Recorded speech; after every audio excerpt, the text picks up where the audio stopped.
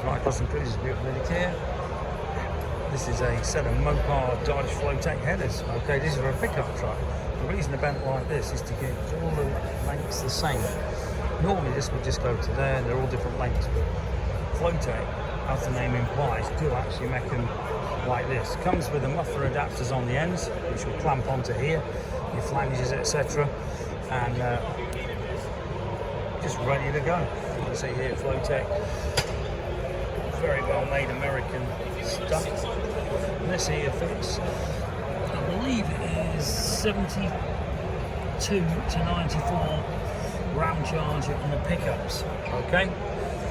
All the stuff we've got here, as you can see, we've got these going on eBay and online. This is a orange bully dog exhaust. This is a mega bully dog air filter too. Okay. So if you're interested in these awesome headers for your Dodge Ram or your Ram Charger, eBay.